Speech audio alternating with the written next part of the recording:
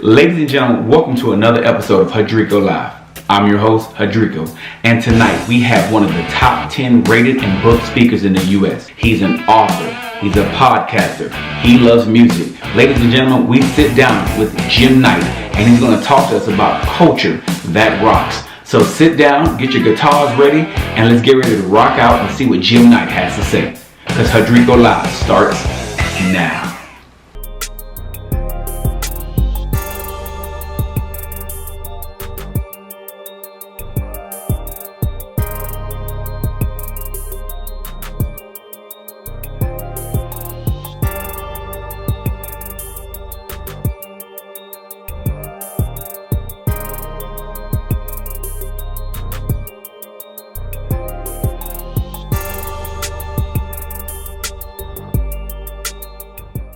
Ladies and gentlemen, welcome to another episode of Hudricolive, and we're going to rock out tonight, ladies and gentlemen. We are bringing you a guest that is going to rock the house like no other. I mean, the accolades they're endless, man. One of the top 10 rated and booked speakers in the U.S., ladies and gentlemen. If I had a drum, I would be playing it. Drum roll, please. The one, the only Jim Knight. Jim, how you doing this evening, sir? Man, I am doing great. If I can't get any better, and honestly, I'm just so thrilled and honored, my friend, to be on your show. I know that you've been doing this now for a couple months, and I'm honored to be one of the first ones on. Listen, so man, thank you. You've made it now. Now you listen. Your bucket list is officially complete. You've made it onto Hudricolive.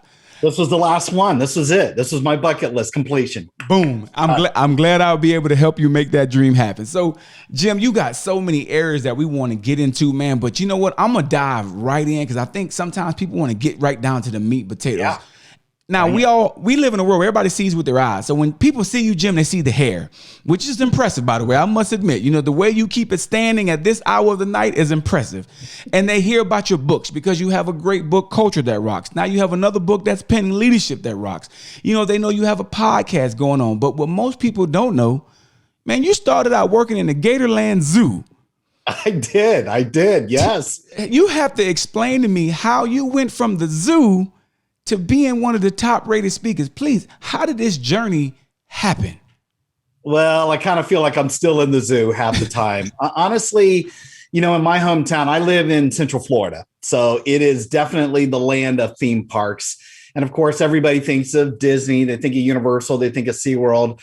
I think last time I checked, there's something like 25 different types of theme parks around here. And my first gig when I was just a teenager, I think I was 15 years old, was working at Gatorland Zoo, which if anybody's ever been to Central Florida and they're looking for something to do a half a day, you can see the whole thing. It's a pretty good value, but it's a working alligator farm. So, you know, I would do things like sell frozen fish to people and they would feed the alligators. I drove a little miniature train all around the thing with the see you later, alligator, had like a whole song with it. I worked in a snack bar where I ate alligator meat every single day that I worked there. And then I worked in the photo area, which is pretty cool. I got to go and jump into a little alligator pen where I had to get these baby alligators to put duct tape around their mouth so that you could hold on to it. And then I had to go into the big boa constrictor area, get one of the snakes so that you could put it around your neck. And we would take pictures and sell those for like $5 back then. So it was a racket, man. I absolutely loved it. And it was really kind of my first foray, I would say, in hospitality. I mean, that's really my background, was working in food and beverage. And if I hadn't have worked at Gatorland Zoo, I don't know if I'd be where I am today. So it is fun to look at and laugh, but I can tell you, I had a lot of fun doing it. But now this is a true example of you started out somewhere, but you never let your situation stop you from inspiring to more. You said in the hospitality, then you went from there, you moved over to Hard Rock, and then you started off as a job, but then you took a job and you turned it into a career, but then you said, no, I'm not going to stop there. You moved it into a franchise. Not only a franchise, ladies and gentlemen, this young man has a training course that is rated one of the top 125 training courses available in the world. Not in the city, in the world, Craig. So tell me, I'll tell my viewers or my listeners, anybody who out there, I believe it's called a certified rock star. What is that? What is it called? What does it mean to be a certified rock star? Yeah. So Certified Rockstar is what I call my own program now. I have a business partner named Brant Menswar, and he and I created that. But, the first accolade really came when I was working at Hard Rock. So a lot of people might know me through that venue. I worked for Hard Rock for 21 years. 18 of those I ran training and development. So I got a chance to open up hotels and casinos and restaurants all over the planet. But even before that, it is funny because I do have a little bit of a long and winding road with my career. You started Gatorland. I went to college to be a musician, and I do have my music degree, but I found out that, to really make a living at that, to really do that right, you had to be good. So I changed careers because I was not that great of a singer. I became a middle school teacher. I did that for 6 years. I loved it. And just like the Gatorland Zoo, I took a summer job at Hard Rock and just fell in love with the culture and the people and some of the most interesting humans I'd ever seen on the planet. And that was my life for 21 years. So it was there that I really got that rating. And it was really because of my team. They were so awesome. We had become known in sort of the training and development world, and we got that 125 rating, which was awesome. But I just used that to perpetuate when I left there in 2012, when I retired from corporate life to do my own thing, like you're now getting a chance to do. That's where we created Certified Rockstar. So, that's just sort of a history lesson. I think Certified Rockstar is really, it starts off as a term, right? You want to be around people that are iconic. You want the top level. When I say certified rock stars, when I even use the word rock star, it means top talent. Whatever you want to think about when it comes to the best employees you can find, that's what that terminology is. The certified part is where Brant and I sort of put our own stamp on things. And we like to have them go through our programs, whether it's a keynote or one of our half day or full day or multi-day masterminds. When you go through these things and we can help leaders be better at really identifying where those rock stars are and how do you love on them and keep them, that's when you're called certified. We do give you like a little certificate. You get to run off and say, I'm a certified rock star. It's really more of a moniker. And if you already know, Trevor, for me, I'm always trying to think, where can I use some rock and roll analogies? I do a lot of band and brand analogies. I do a lot of music orientation. That's how my books are. Our podcasts are like that. So, we couldn't just come up with, Leadership 101 is the name of our course. It had to be Certified Rock Star. So that's the mindset. So, one thing that I noticed as I listened to that story is talent management and talent, being able to identify talent. How key is that when you start getting into these leadership roles and you start building teams? How key is it to learn how to identify that person or those people who are going to help push your team to that next level? Yeah. Mission number one. So, one of the things I talk about in my upcoming book, but I've been doing this for years, I think leaders have focused so much on the tactics, the nuts and the bolts, the tactical, how do I get things done? They work on these strategic plans, and there is definitely something to be said about creating a great strategy and ultimately just getting about it, attacking it. You've got to execute. But now I'm starting to shift more organizations, or at least I'm trying to be a catalyst to do that, to move from strategy-based to more culture-centric. And for me, that definition of culture, which we can talk about as well, it is always going to be about the people. So your question is really, where do you go find these rock stars? Like, they're out there. We know that. And I used to have a consulting company where I would have people tell me all the time, oh, there's no good talent out there anymore. Yeah, there is. Somebody else has got them, and you're going to have to work harder. You're going to have to mine for them. You're going to have to do some things to get them to fall madly in love with you, to come work for you. It's not easy anymore. You can't just sit at the front door and wait for somebody to put in an application or a resume or a CV in Europe, right? You actually have to go and hunt them down. So for me, my whole world, my parallel universe is below the surface. It's all about the humans. It's not about the things that I do for the customer, the guests, the end user. Like, I know that's an awesome end result. Mm-hmm. Where does it all start? It's human behaviors. So when I use the word rock stars, I am hunting all day long. Where are these awesome people? Where do they live? Where do they work? Where do they hang out? How can I get them to come work for me? So, if you think about the employee life cycle, and here's sort of the way I'll end the answer. I think about everything that a team member will go through.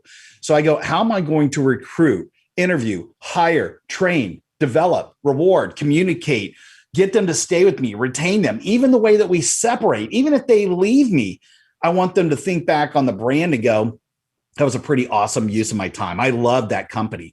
There are things that you can put into place in every areas of those employee life cycles. So your question is really on the front end. It is mission number one. As good of a training guy as I thought I was, if I was really serious about making a huge difference in the company and I had a time machine, I'd go back to be a recruiter, because I feel like all the best training in the world isn't going to help a bad hire.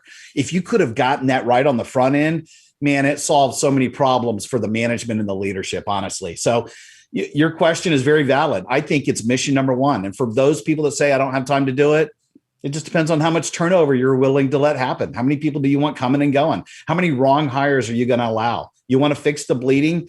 You got to start on the front end. You definitely have to start on the front end, because when you get the right person, the turnover, it happens less, because people are more bought into the system. They want to be a part of what you're doing. But when you just hiring somebody who needs a job instead of somebody who wants a career, I tell you what, you're going to keep replacing that person time and time again. Over and over and over again. You got it. Now, we'll come back to the culture. But we're gonna help. We're gonna help everybody, because you're going everywhere. I like it, and that's how I roll. I keep the thing flowing. Now, people in this world have a lot of fear. Some people are afraid of clowns. Some people are afraid of frogs, and that's a real thing, that people are afraid of frogs out there. But one thing that most people are afraid of is public speaking. Now, you're a speaker. You have spoken all over the country, man. And I can't even count how many speaking engagements that you've had. So it's pretty evident you have mastered the art of public speaking. So how would you help, or what advice would you give to someone who struggles with public speaking and trying to get outside of that box? Yeah, you're right. More than insects or height or bugs or snakes or whatever it is the number one fear of all people. So if people are scared to death of speaking, first, right out of the gate, you got to know you're in the same boat as everybody else. So you start with that and go, it is a real thing and it's the number one thing. But there are things that you can do to get over it. And so even you and I have talked about this before. Mm-hmm. The way that I am now did not just happen by accident. It started with my love of wanting to perform. I did a bunch of community theater. When you're a music major, you have to sing in front of people. When you're a teacher, you have to speak in front of people. When you're running training and development, you're leading groups, right? So my skills just got better and better and better. But at some point, when you go, I think I want to make a run at this and be a public speaker, a keynote speaker, you almost have to make sure that you're doing what I did and truncating it down, because someone will come to me and they've never done it before. And they go, how do I do what you do? I want to do what you do for a living. Facts. Okay. That's a big start. It's a long runway, but you can do it. So I would say maybe the first thing I would recommend is you got to take a course. There's a lot of companies out there that will provide, it might be a one day, it might be a multi-day. Take a course that actually gives you some information. But here's the kicker on these. I'm begging everybody. You can't just go for the information and the knowledge. If somebody's going to be up there yakking and they got a flip chart, they got a PowerPoint and that's it, it's not enough. You need to take some course that has a lot of exercises, a lot of participatory things in nature. You might actually do a little bit of a mini speech in front of other people. And that's fearful. You got to get past that fear factor at some point. There's no better way to grow your skill set than actually doing. So I would say, number one, take a course. The other one is, no matter how good you think you are or bad you are, you got to practice. I could talk about it all day, but until you start figuring out, how can I do this in front of people? How do I ever get over the fear if I don't get out there and try it? So it's looking for every opportunity. I'm not even talking about making money yet. I say volunteer for everything. Church, Rotary Club, Boys and Girls Club, your friend, somebody is asking you for a favor. The answer is yes.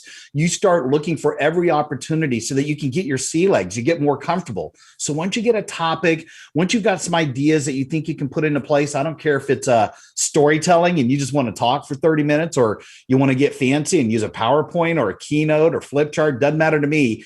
You've got to get in front of human beings and practice. And at some point, you're going to start figuring out what works, what doesn't work, and you will get better. It takes time. You can't just do it overnight. I am not the way that I am because it just magically appeared. It's a lot of hard work. It is, but I love it. And now I'm going to do this hopefully the rest of my life. That's what I'm talking about. That is something that we have to look at. You can't just say, I'm going to wake up and be like Michael Jordan. Michael Jordan took a lot of jump shots. I want to wake up and be like Hudrico. You can by subscribing. That's the first step. So if you haven't subscribed to the channel, here's the plug.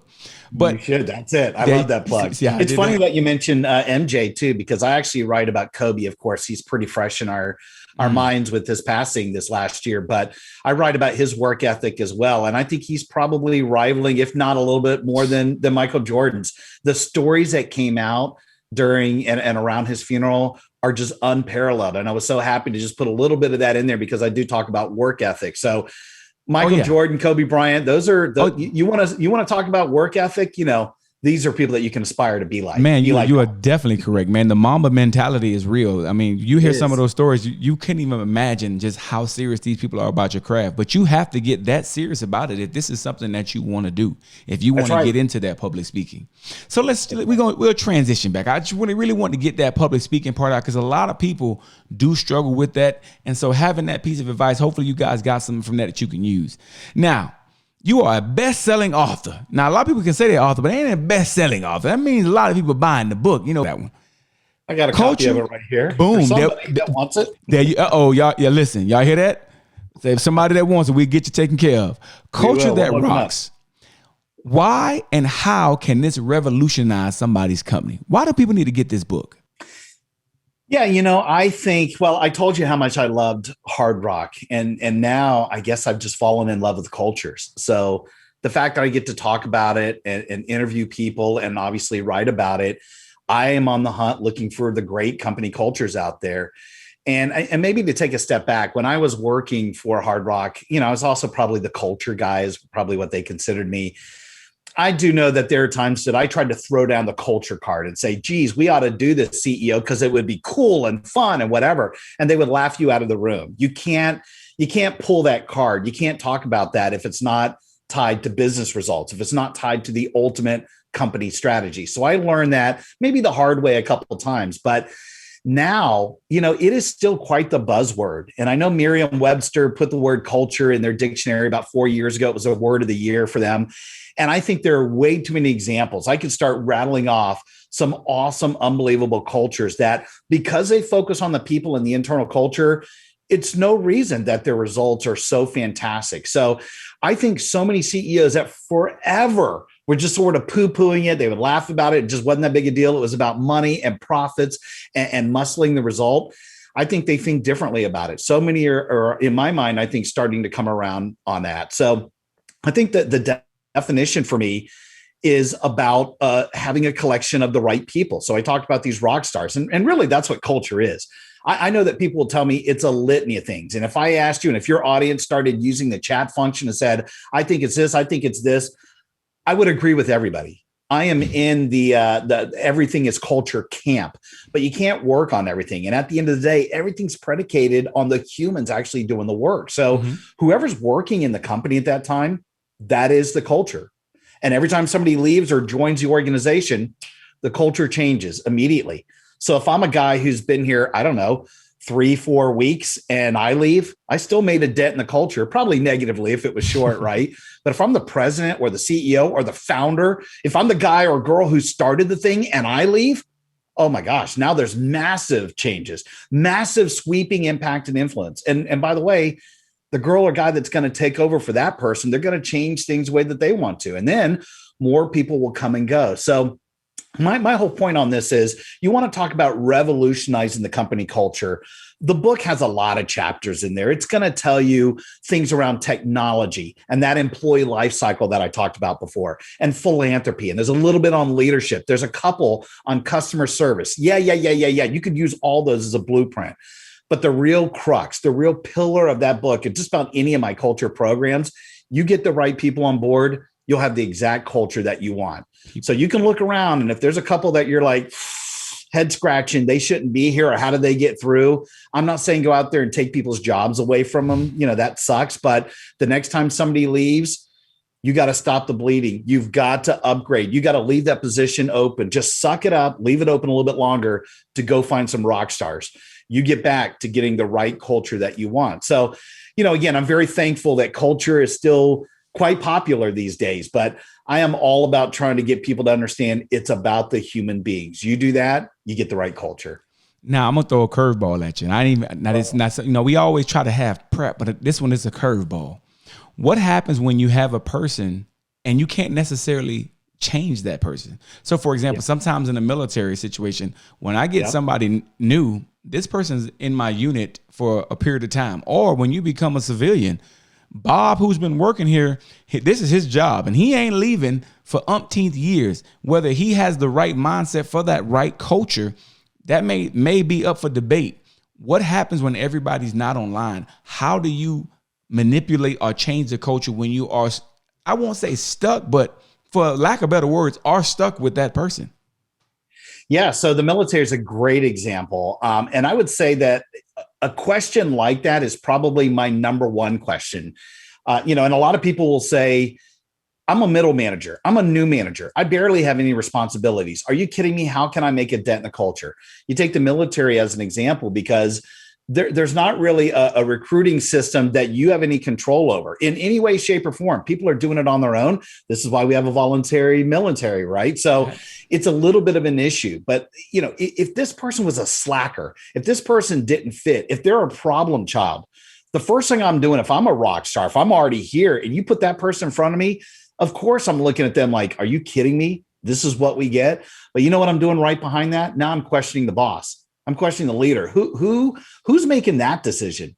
So for me, if there's too many of these people around me, I start walking around with a mopey face. It will affect me because now I'm picking up everybody else's slack. They don't even act like us, look like us, behave like us. They don't have the same values. It will affect me at some point. But in lieu of that, by the way, I've worked not in military, this hair won't fit in the military anywhere, but I've worked in some top-down structure where I had no say-so or control. I just go around those people. I just figure out a way to make them obsolete. I go out there and crush my regular responsibilities. You know what happens at some point? You get recognized for the W. You get recognized for the cool things that you're doing. You keep your head. You've got humility. People see the leadership in you, and you know exactly what happens. At some point, you get promoted. Now you are over those people. Now you do have responsibility. And whether that means you immediately take them out or you see a diamond in the rough and you can work with them. Maybe they were a problem before, but maybe they've matured. Maybe they've got something special that you can work with. But when you're in a leadership role, you obviously can make more decisions. So I would bet that this happens in the military all the time. It just is because you have a bunch of volunteers working for you. But in lieu of them, in lieu of leadership, you've got to lead and don't let anybody else affect you. You carry, I carry my own weather on the inside. I don't care what it's like outside. I don't care, honestly, to some degree. Now, this might be a little bit controversial. I don't care who my boss is. Like I've got a boss, I've got a supervisor. I'm going to do exactly what she or he says. But at some point, I'm going to go and do the things that I want to do within my value, within the system, as long as I'm not getting in trouble or getting us fired or putting one of us in jail or something like that. But at some point, that person's not going to be here anymore if I'm all in the company, and I will get promoted. That's how my mind thinks. So I do think there's probably some toughness. There's some tough love for some people working right beside me. Just make them obsolete, or if you really have a leadership mindset and you think you can work with them, see if you can't do some peer development. That would be actually pretty cool too. And you know what? I'll tell you something else that does happen in that situation. When you start doing the things you just mentioned, when you start just saying, I'm going to lead and I'm going to drive and I'm going to push from within, sometimes they don't have no choice.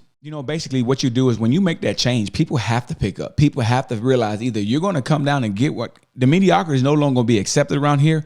And we have to step our level up and we have to move into the right direction. Yeah, they'll get voted off the island. I have seen leaders that will read a book. They will go to a conference, they'll listen to a podcast, and then they want to come back and try and change everything. Those individuals could draw a line in the sand and say, listen, everybody's got amnesty here, but in 3 months, we are elevating things. We're going to elevate it, and everybody's got to be in or they're going to be out. Now, I don't like talking in those hardcore in or out terms, but if somebody really needed to make some difference, you don't have to come in swinging a heavy stick. You could give people a little bit of a reprieve, but I love your approach because I do think at some point, everybody around here is going to rally together. And just like Survivor, like you said, they'll vote you off the island. I mean, eventually it will happen. Now, just like with voting, sometimes people progress. Now, you didn't just stop at Culture That Rocks. Now, you have a new book coming out. Yes. Leadership That Rocks. Let's tell my listeners, all my people who love to read, what can we expect in Leadership That Rocks that's different than Culture That Rocks? Yeah, so I probably thought that I had one book in me. I put everything into this. It's a color book. It's hardcover, but this is like 8 years old, and I feel like it still resonates with people. But there are a few things in there where it dates. That I think the timing that I was writing it. What I discovered is that there are probably some key pillars in there. And I've had some people say, listen, your book is a little bit too dense, meaning you talk a little bit about hard rock, you have a little bit about some autobiographical stuff. But I see this as culture, leadership, employee engagement, service. Like there's big chunks in there. You ought to be writing smaller books. And so what I'm basically doing is I'm deconstructing that book to make smaller, thinner, black and white, cheaper books for people. So if I get a speaking engagement, somebody wants me to just talk about leadership, they'll get one that's probably half the cost if they want the Leadership That Rocks book. But it gives me an opportunity to make a little bit more relevance, to make it a little bit more evergreen, to have updated case studies. Some of these brands that I talked about earlier, where I've just fallen in love with, especially their culture, I get a chance to put them in the book now. So that's really what it's about. I'm going to have 3 books, 3 consecutive years. Leadership That Rocks this year. I'll have Service That Rocks the next year, and then Employee Engagement That Rocks the year after that. And really, it is a little bit of an expansion on leadership. It's still centered a little bit around culture. How do you lead? How do you maintain? How do you amp up? Or the word you used earlier, how do you revolutionize the culture? And so I'm going to use some pretty big, daring themes like inspiring others and work ethic, like we talked about earlier. It could be around humility or how to bring the thunder or how to treat employees, mentorship, not just mentoring other people, but having some mentors, like 3, 4, 5 people in your inner circle. These are things that I did not get a chance to explore in that first book. So each of these books each year are going to be a lot thinner, a lot easier to read. It is written for beginning and up and coming leaders, probably more than anything else. I don't know that it's necessarily for, entrepreneurs or CEOs, but I hope that they read it and want to put it out there in the hands of other people. So I actually have a customized Air Force version that I'm going to be sending at some point in case that's something that they want to do. Listen, man, I'll make sure I give you my address. I need to get a copy of all this good stuff, man. Good things coming, great books coming down the road, and I know it's going to be great material. Thank you. I would be remiss if I didn't say, man, Chief Riley wanted me to tell you hello. I had to make sure I put that in there. She's doing big things Chief in Riley. New Jersey, man. She's doing big things up there. Now she's fantastic. She is. She does great things. Now, you and your partner Brent, you guys have a podcast that's called Thoughts That Rock. Yes. Now, what's the premise of this podcast? Because I know all good podcast listeners one thing they love is more great podcasts. So I'm willing to share listeners. I'm willing to share the love. So tell my people, what is Thoughts That Rock's all about? Yeah. You notice I've used every iteration of the word rock and roll. Like everything is music oriented. So Thoughts That Rock. I'll tell you something real interesting real quick first. About 2 years ago when we started, there were at that time 750,000 unique podcasts in the world. And we had heard that the year before there were only 500,000. So it had grown exponentially. Today, 2 years later, there's 2.5 million unique podcasts. So certainly because of the pandemic, I think a lot of people started growing their own shows. We've been very lucky because Brant and I both are speakers. We're both authors. We were looking for a platform to really interview great guests. But here's the premise. We only really ask 2 questions. What's the best piece of advice you've ever been given? And how did that change your life? And that's it. These 2 questions that we ask, if the person wants to talk about their business or they want to talk about the thing that they sell, or we want to go back into their history, or if it's a celebrity, we'll talk about anything that they want to talk about. But really, our audience now is used to just hearing these great pieces of advice. So they will provide one. We provide a corresponding thought that we think is pretty close or interesting, or maybe takes it to a different level. And that's it. So it's 2 pieces of advice within 30 minutes. And honestly, we've just had a great following. A lot of people, we're starting to get bigger names. Although I got to be honest with you, sometimes my friends next door and buddies that you wouldn't even know, they're sometimes the best guests. It is about who is compelling and really serves the audience. So, we're a little bit different than a lot of other podcasts where they might go into a lot of deep dive in their history, an hour and a half long. That's not us. We're in to get in, get out, best piece of advice, and that's it. You know what? And I think sometimes in the world that we live in, I need chop it up. Give me what I need and let me get going about my day. So I love it. And if you guys haven't checked it out, it's definitely, they've had a star-studded cast. Their biggest star hasn't came on yet, but don't worry, guys. Don't worry. He's coming on there. I wanted to wait till I was on his show first before we invited him. All good. No, so you know what? They say copying is the biggest form of flattery that you can have. So I'm going to try something. If you don't mind, for my listeners, how about you give us a thought that rocks for today? Let's see how this works. How about a thought that rocks for Hudricolive? Well, I'll give you my biggest one. I've got a couple thoughts out there, but probably the one that resonates with me the most. And I bet you this won't surprise anybody now that we've been talking about this stuff for about 30 minutes. Here's my quote. I think a single person with a great idea can start a cultural revolution.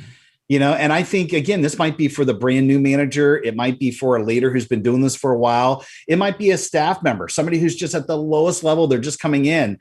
If they've got great ideas and they can share that, this is how, philanthropic movements are started. This is how countries are overthrown. This is how, in my mind, businesses get to the next level. So although I talk a lot about culture and leadership and all those things, it really comes down again to human behavior. Single person with a great idea can start a cultural revolution. Boom.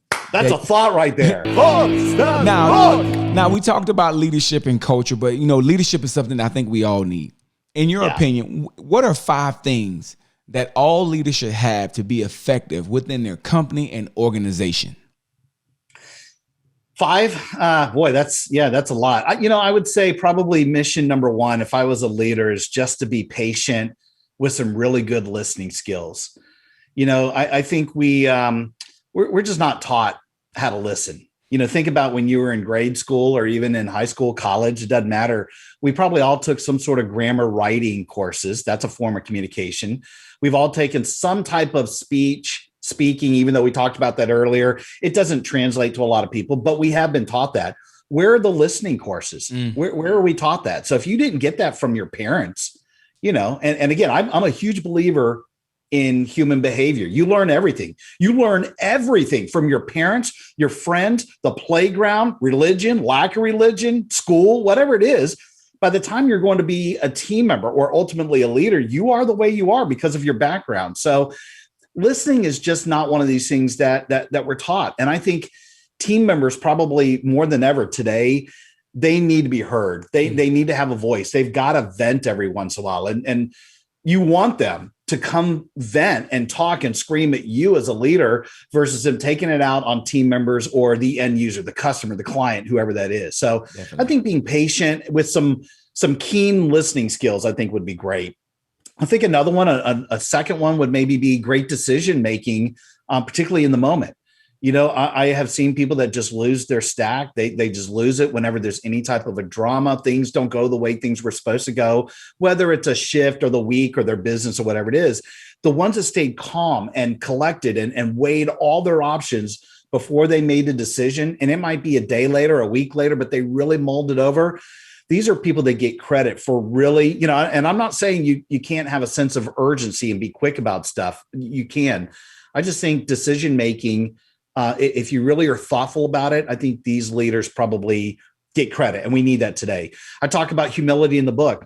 I think humility where you can see all points of view. You might even be willing to have your mind changed. You're not necessarily always out there barking out things. I think some of the best leaders I've ever had didn't say a lot in a meeting, but when they talked, that carried a lot of heft. It carried a lot of weight. So I think we probably need a little bit more humility than ever before. And I know that's a little bit contrary. I said earlier, I'm using the language, bring the thunder. It's a balance, right? There's a time to bring the heavy stick and make things happen. And other times you just sort of need to sit back and let things happen. Thanks. I don't know what number that is, but I think having the ability to say no. So even though you think that's an easy thing, it's not. There are some people that are they're so customer centric. They're so employee centric that they'll say yes to everything. And then they put themselves in the ditch at the expense of their own value. So you got to learn to say no to the things that will distract from the business, but yes to the things that will be easy, quick, low hanging fruit wins for the team members. Anytime I can make people's lives better, I'm all about that. But if it's going to detract me from doing that on a grander scale, it's got to be a hard pass for me, because it'll gobble and monopolize my time. And maybe the last one, if I'm at 5, I don't know, I might be at 6. This is 5. No, this is 5. This is, and it's 4. You've had 4 good ones so far. I've got 4. Okay, cool. So my 5th one would be, and I said this earlier, mentorship. I think being a mentor and mentoring other people is so completely underrated. And I'll tell you, it wasn't something that I was able to do at Hard Rock. Hard Rock didn't have a formalized program. There's a lot of companies that don't. And it gets squirrely. It's kind of a weird thing. Do you assign mentees with mentors? Do people get to pick their own? You got to figure all that nuts and bolts out. And every company's going to be different. But I am a believer, and I said this earlier, you've got to have your inner circle. Let's say I need somebody who's smarter than I am in the company that I could run to bounce ideas off of. I need somebody who's smarter than I am outside the company that has nothing to do with my industry that I could talk about. I need a peer who's willing to either cuss at me and say this is stupid or challenge my thinking. I need, perhaps it could be a soulmate. It could be my significant other. Even one of my mentors that I talk about in the book is a mentee. I'm actually working with somebody who is in the Gen Z age. I mean, it's barely an adult, but because I need my things to resonate with that group, I spend time talking to that person. And I think I'm mentoring that person, but I actually learned so much more from him. So there's some reverse mentoring that goes on. So that 5th one is, if you don't already have people that are in your camp that you trust and admire and respect and love, that core 4, 5, and I really do believe you could get to that number, you need those mentors for you. But then you got to be on the hunt to try and mentor other people. It's so rewarding when you can watch somebody develop their career, and you are the catalyst for that. I love that stuff. I tell you what, that's a Fab 5 for you, man. That is great. Boom. That's a great list. That's a rock out list. Boom. I like it. That's it right there. There you go. And this brings me me we were going to be rocking out today. I told you we was. And that brings me to my final timeout. And for the final timeout, teammates, listen up. Number 1, if you're building that team, the most important part, you heard it, is the person. And guess what that person is? That's you. You are the most important piece to whatever puzzle you're putting together. And you can make that thing go or you can stop it. You just have to make the choice that you want to be that change agent. You want to infect that culture. Most of all, the culture that you breed and that you have an effect on. And are you going to be willing to make the changes to get the culture that you need to get the results that you want? Because you can talk about it all day, but your actions speak so loud, I cannot hear what you're saying. So make the actions so we can get the results you want. Now, for all my people, if they want to get the book, they want to tune into the podcast, tell us, how do we get there, man? How do we get to you? How do we get to rock out with the culture? Oh, thank you, my friend. The first place I would send people is to my website. It's called Night Speaker. So that's my last name, KNIGHT, speaker.com. You can pretty much get to everything there. But if you are interested in a book, you can go there and do it on that website, and I'll sign a copy to you before I ship it off. Boom. But if you want to get some through Amazon, you can do that. If you want to go get more than 3, 4 copies, all that stuff is online on Amazon.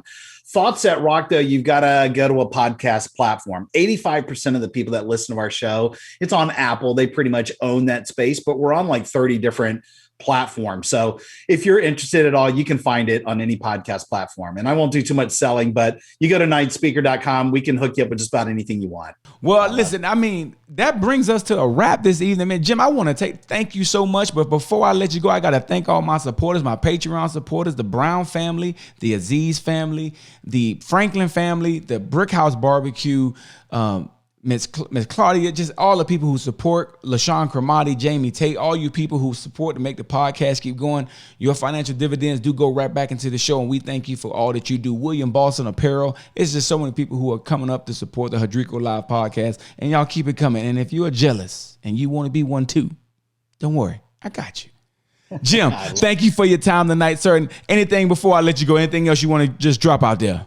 I do. And it's one thing, and it's really about you, my friend. I have just enjoyed, the Hudricolive army. I think about the things that you're doing out there, Trevor. It's been aghast to watch your career grow in this particular area. I know you've got some other dreams down the road beyond what you're doing, but just from when you and I first touched base, it was probably a year ago, I've just had pure joy in my heart seeing you do the things you're doing. So keep rocking it out, my friend. I'm really impressed. I'm very honored to be on your show. Well, listen, man, I'm really impressed and honored to have you here, man. Many people don't know this young man right here has been an inspiration and a mentor for me. Somebody that I sat down with and picked his brain and say, hey, how do I do what you do? So I'm still trying to get to where I can get to where you at, but don't worry, I'm coming. I'm coming. You're right behind me. I'm scared. I'm a little bit scared. I'm coming for you now. You know, we coming for the top spot. You know, I want to be in the top 10 one of these days. So we want to thank you for your time. And ladies and gentlemen, that's another episode of Hudricolive in the books. And we out. Rock on. There you